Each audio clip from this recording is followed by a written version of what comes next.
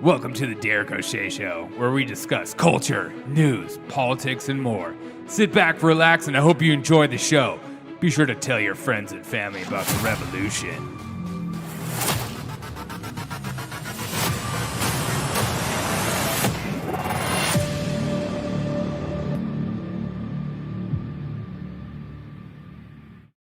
What's up, everyone? How you guys doing today? I hope you guys are having a fantastic day.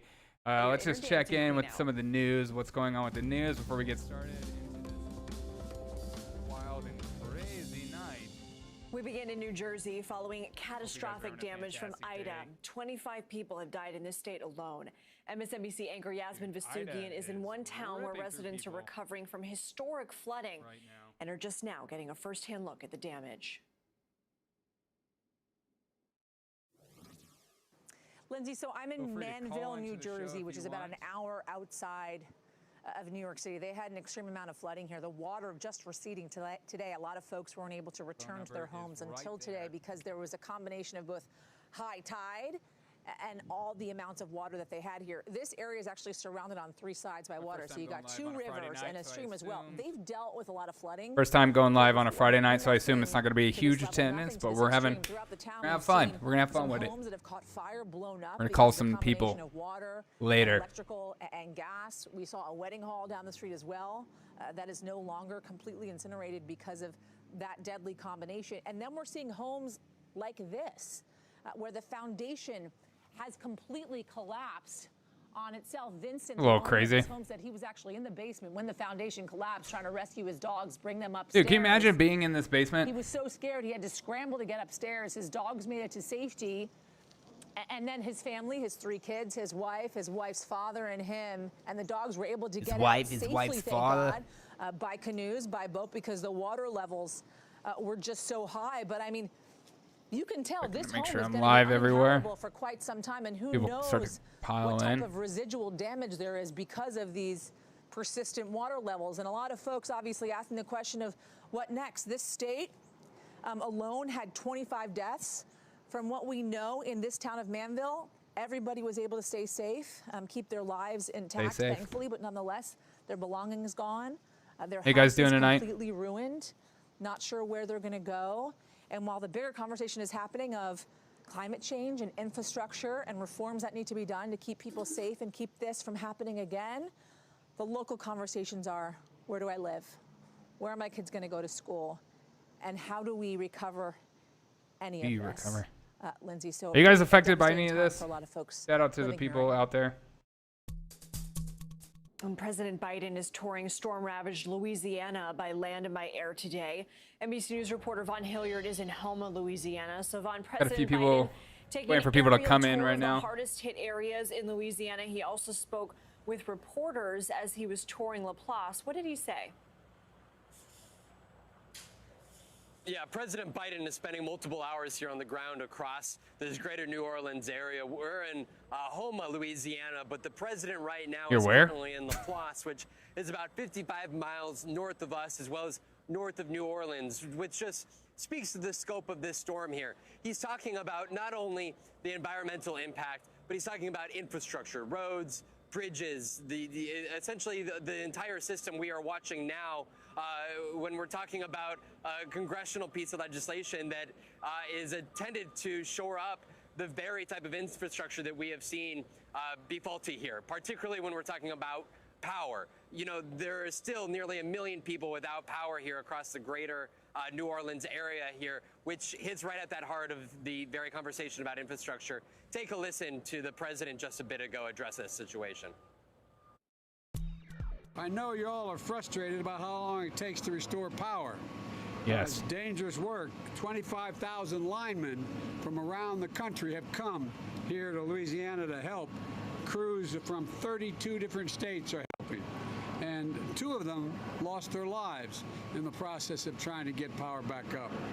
And we're working 24/7 with the energy companies who we met with the heads of today, and we're deploying even more federal resources, including hundreds of generators, and there's more to come to restore power as fast as we possibly can. Lindsay, the president is on the ground taking in that impact for himself. He got out of his motorcade just a bit ago and was walking through one of those neighborhoods, meeting families that were impacted, still without power. All right, let's check out other news. What's going on? But Newsmax is known for basically just lying to us. Watch. And basically just anyway, and if we I don't used to do drive an 18-wheeler, man. Yeah. Oh, I wish. Yeah, Biden lies a lot. All right, nothing exciting in Newsmax. No offense.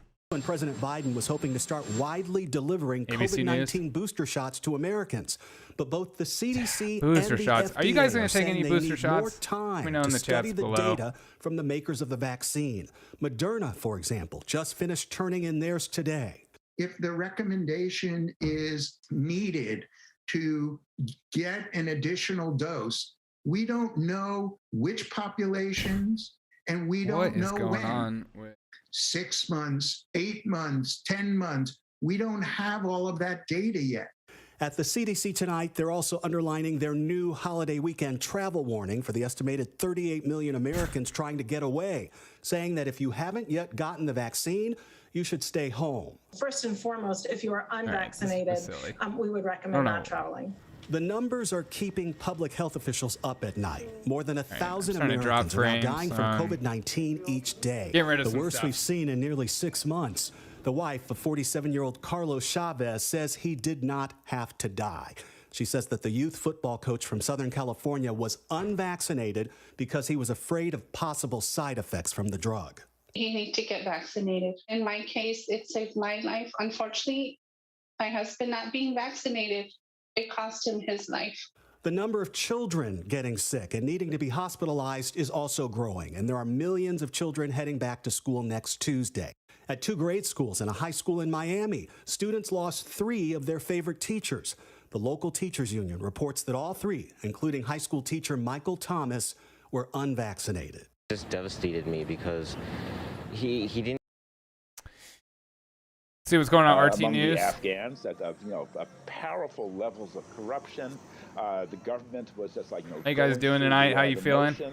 Of fighting the Taliban, and meanwhile, real conditions on the ground were growing worse and worse. But the U.S. managed to ignore it for 2 full decades. That is the real level of scandal. With hundreds of American citizens and Afghans with visas left stranded in Afghanistan, Washington is promising to look at all possible options to get them out of the country.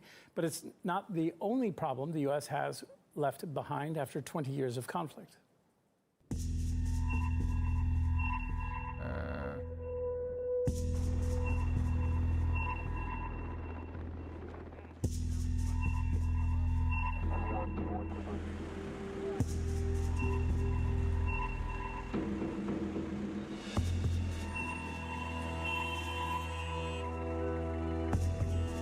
The Taliban now has more Black Hawk helicopters than 85% of the countries in the world. Which is like insane. Al-Qaeda and ISIS-K still exist and are growing in Afghanistan, and eventually they acquire these weapons.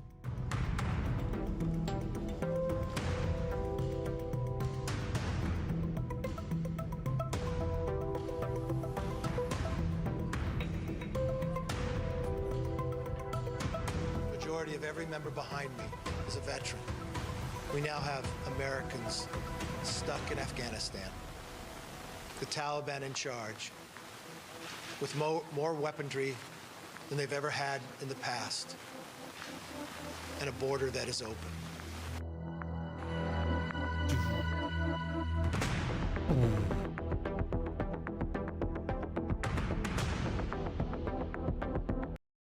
What's going on at Al Jazeera? Well, thank you for having me. شكرا على الاستضافة، وقبل الإجابة أريد أن أعبر عن امتناني للجزيرة ونيابة عن الشعب الأمريكي، وأنا شخصيا هنا. God bless you. going on with this? Anniversary of 9/11, which of course led to that Afghanistan war, America's longest war. Americans broadly and overwhelmingly wanted that war to end. Where they took issue with President Biden was how that withdrawal happened. Specifically, a widespread blame for the loss of life, the death of 13 Americans a little more than a week ago, and of course that ultimate decision to leave all U.S. troops, even though there are Americans that are still left behind, to get that full troop withdrawal. That's where Americans took issue. And it's intriguing to me also because you see some compassion in these numbers as well. Also wide support for making sure if you are able to vet Afghans who help the U.S. appropriately, give them refuge here. That's become a Republican talking point, and that's an area actually where President Biden seems to still have the support of the public. But generally, a lot of folks just really upset. Many without running water, in food and water supplies here dwindling. Lindsay? And past president. I have an old car. My car is a 2008. So just mechanically, I mean, we keep up with it. Newer than my is car. it going to be able to get where we need to go? And with a bad case of arthritis. Houston from Kenner is about 5 or 6 hours. Plus, you have to add on 3 or 4 hours of travel because of traffic. I would not be able to travel so long like that. Can your household afford lost wages from not showing? What's going on here? Upset with how the end stages of this war were handled. And is able to maintain some popularity through this point of the presidency, through the summer of that first year. Also notable is that President Biden's had among the most stable approval rating of any president in modern times. He's always hovering somewhere there in the low to mid 50s. That appears to have evaporated through this very difficult summer, particularly because of. It's always about poll numbers. I mean, who cares about poll numbers? Am I wrong on this? Am I insane to think that we shouldn't care about poll numbers when people's lives are affected? I don't know. Maybe that's just crazy. Afghanistan debacle. Though 47% say his replacement, Kamala Harris, wouldn't fare much better. One restaurant owner in Florida has actually gone as far as banning Biden supporters from her diner. She says the sign stays up in her window until every American is out of Afghanistan. If you voted for and continue to support and stand behind the worthless, inept and corrupt administration currently inhabiting the White House that is complicit in the death of our servicemen and women in the... All right. It's been fun. Watch this a little bit. But the way Joe Biden did it, I'm going to make some food, and then we're going to call some people, because that's what the show's about. Abandoned Americans and made the country look weak, and that has intensified divisions in the country. Overall, the White House is in a pretty weak spot, with the country looking on in disapproval. There just aren't people that are united over anything these days. They're divided over war. They're divided over response to the coronavirus. They're divided over the economy. The divisiveness in America causes people not to reflect on what really makes sense. We're going to call some people soon. This blame game of right versus left, which doesn't lead to actual illumination of the issues. How's it going? Get in the chat. Say what's up. The rift between the American people is just going to widen and widen and widen, and the possibility for civil dialogue between the two it's already wide. Become harder and harder, and that's why it's crucial for those of us who don't fall into either one of those camps to make a point of pointing out how all of these politicians are wrong and how this was never supposed to be about. All right. Small handful of incredibly powerful people that run Washington, D.C. If mounting criticism at home wasn't enough, Biden is also I am live on Twitch, YouTube, Facebook, and allies, with Twitter. British so if I'm now expressing responding to something you say that makes you don't see in the chat, a superpower that is also not prepared to stick at something isn't probably a superpower either. It is certainly not a global force. It's just a big power.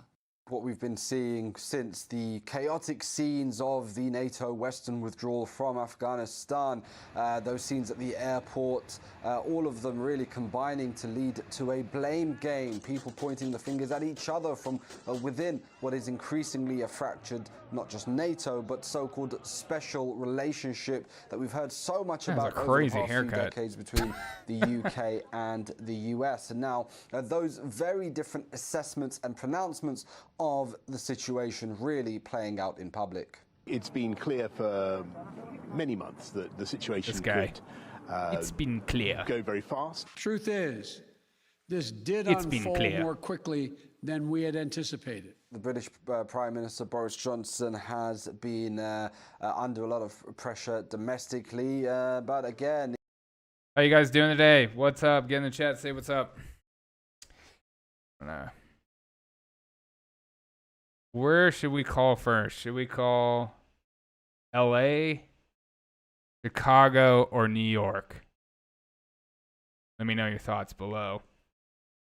They were no longer going to be getting that American air cover. Then I think the logic for them became really to end their resistance, and so things did go fast. Now, that finger pointing is going both ways. There is a report out, a briefing by the Pentagon in the US, essentially blaming the UK for the devastating bombing, or at least some of the worst aspects of that bombing at Kabul airport, saying that they had advised for one of the main gates to have been shut that was leading into the airport, but that the British had kept it open in order to aid the evacuation effort, despite that briefing saying that there were intelligence signals that an attack was imminent. So all sides now engaged seemingly in a briefing war and trying to...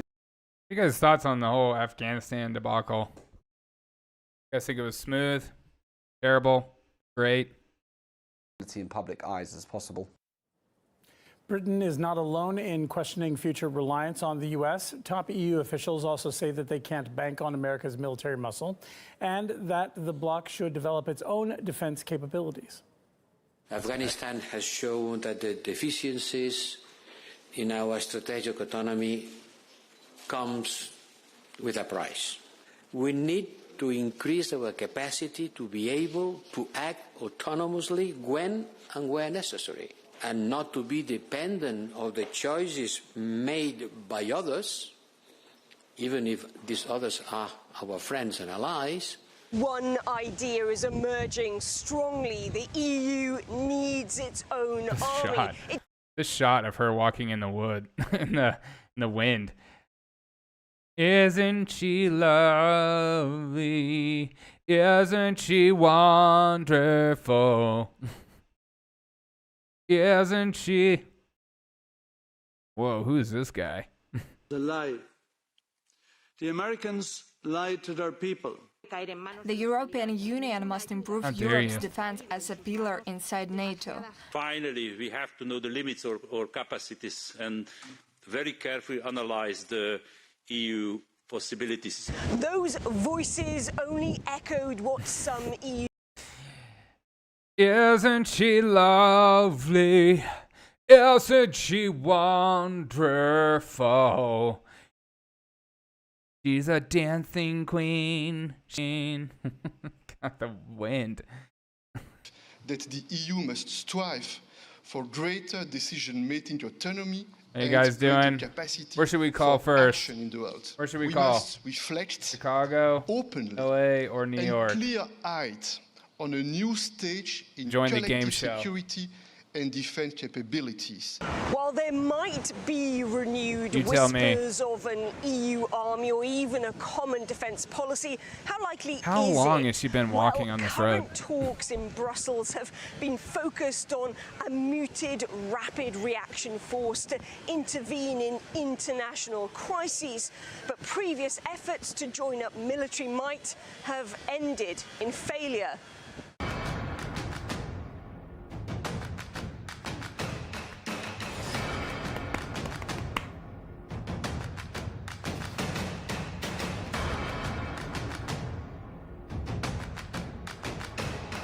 Ooh.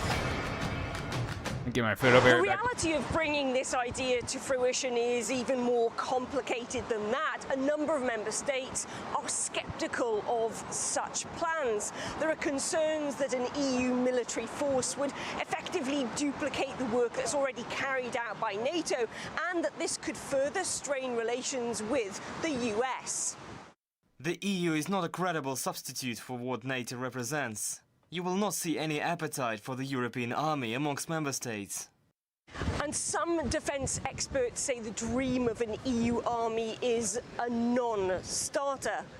For an operation such as the evacuation from Kabul, such a large, viscous organization as the EU is too slow. For that, countries must join forces in the global army. Is that Afghanistan was a wake-up call for the EU, and it's found itself lacking in military friends and military might. Biden said that it was a Just catching up on the news before we start. I've never actually listened to RT News before. That's why they say now we should have a force that we can project across the world. But to go where? They get, I mean, America is falling back behind its own borders. They become isolationist again, both Republicans and Democrats. Europe feels now, the European governments feel that they've been let down by America in this. You guys agree with that? Do you believe that?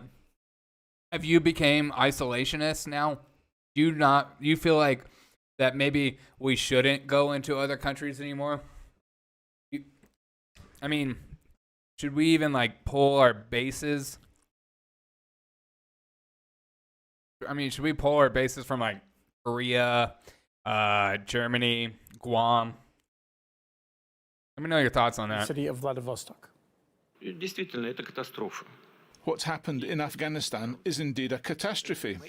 It's not my word, it's American analysts saying it. Americans are pragmatic people and have spent over $1.5 trillion on the Afghan campaign. But to what end? There is none. And this is a humanitarian catastrophe as well. If you look at the number of people left there, people who work for the Western forces, I hope the West will come to understand that their old policy, namely to civilize other states forcibly and bring in elements of modern civilization in the image of Western countries themselves, is a mistake. Well, Afghanistan featured prominently, if not on the agenda of this forum, then at least in the backroom discussions, because the security of that country is central to the prosperity of the whole, not just the whole region, but the whole continent. Afghanistan happens to be right in the center of Eurasia, and any effort to integrate the East and the West to develop this continent economically, socially, would be doomed without some sort of stability and prosperity in that country. Now, for that to happen, the status. All right, let's see what's going on at NBC.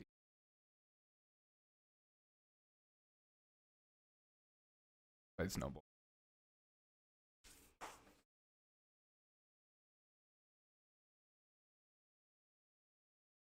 Qualify for abortions will likely plummet. A 2018 survey showed that of 600 Texas. So the rest of the patients that we typically would see are going to be referred out of state. But many of Texas's neighbors also have tough abortion restrictions. Louisiana requires ultrasounds 24 hours before an abortion procedure. Oklahoma has a similar rule and also forces patients to get state-directed counseling 72 hours before the procedure can occur. In Oklahoma, Arkansas, and Kansas, they all have their own state restrictions. It is not a situation. Why is that so bad that they want people to get counseled? I don't understand. And go quickly or even the same day to get that care. You have to plan ahead. And of course, I would want to talk to a counselor or a doctor before I did anything major. Healthcare, taking time off of work. The fear and confusion is palpable for many patients. Patients have been asking if abortion is still legal for months. Ever since this law was signed by the Governor Abbott in May, people in the state of Texas have been confused and afraid, worried that they may have already lost their right to an abortion. You can just go to a different state. I don't know. You still can do abortions up to 10 weeks. It's not making abortions harder to get. Right now, the Texas Heartbeat Act is in effect. And so this is a historic moment. This is the first time we've seen this happen. This is a great law that is going to save many lives here in the great state of Texas. Anti-abortion advocates have been clear about seeking to replicate the Texas law in other states. This is not the final word on Texas's law. A challenge to it is still pending in the lower courts. All right. Let's call some people.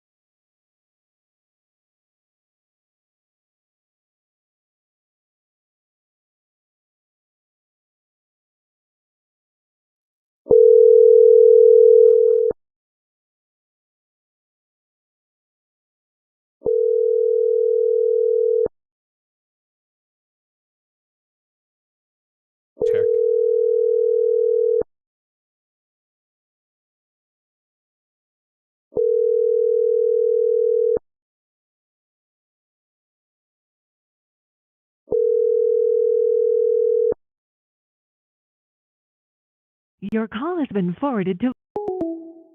Okay. That one didn't work. Go.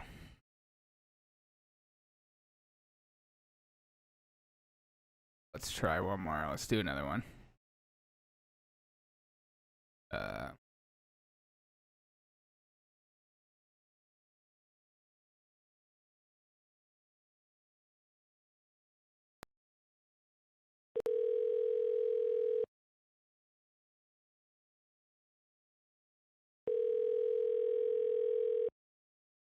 We're sorry, you have reached a number.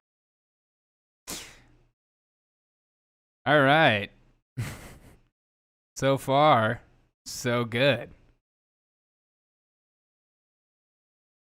Right, let's try another one. Try. Where should we try now?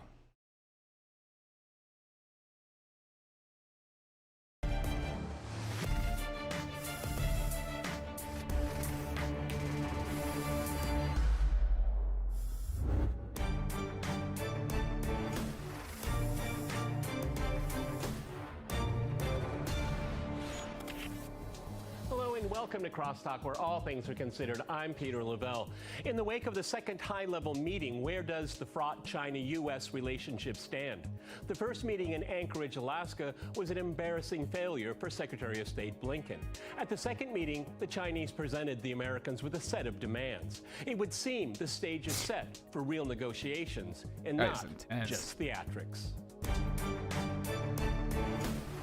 Crosstalk.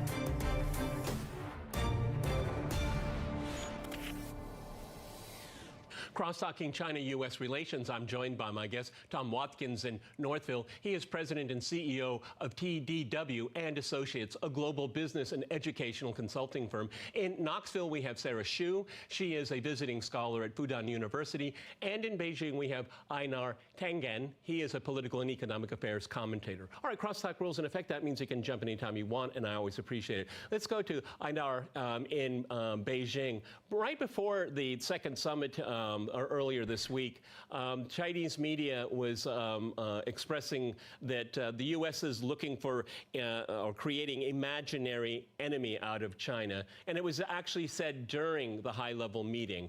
What does that mean, imaginary enemy? Can you explain that to our audience? Well, China feels very beset. I mean, on almost a daily basis, there's this kind of drumbeat of China's this, that, and the other thing. There's very little proof. Lots of allegations. So, I mean, China has sees this as a situation where the U.S. is trying to play king of the hill. In essence, try to cut down a competitor that's rising. The difficulty is that China is not trying to be a global hegemon, and the U.S. is trying to maintain its position. So that imaginary part is all about what the U.S. perceives, which China does not agree with. Okay, well, I can understand you. I live in Russia. I know what it feels like. Sarah, let me go to you in Knoxville. The problem here is that China is rising or returning, depending on how you want to look at it.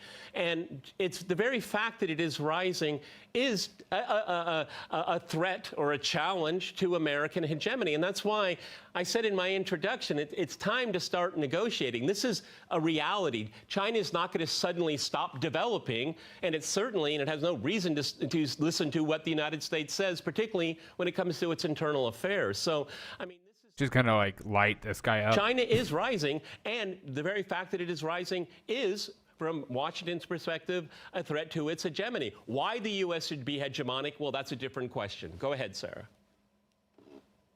Yeah, China is rising, and it's something that cannot be stopped, especially because the government is trying to emphasize domestic growth in particular, and less dependence on international trade and other international relationships, although the world is globalized, so it can't completely get away from that. But I think that China's rise is inevitable. I think the U.S. has not encountered this type of situation in a long time, in which there has been a country that has experienced really rapid growth but with a completely different type of government structure.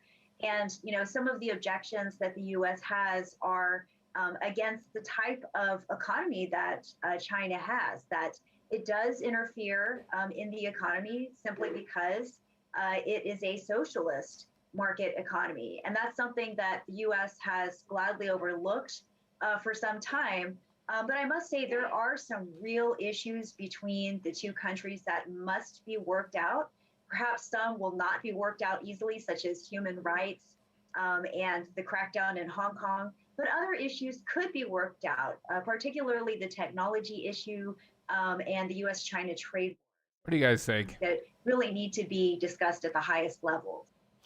Tom, let's continue with that point there, because I think that's really important. I mean, is this a type of relationship where you can pick and choose what to work on and still coexist? Because what we had in Anchorage, and I can say that about both sides, is basically criticizing each other's political. All right, let's watch different news source. What's Al Jazeera doing?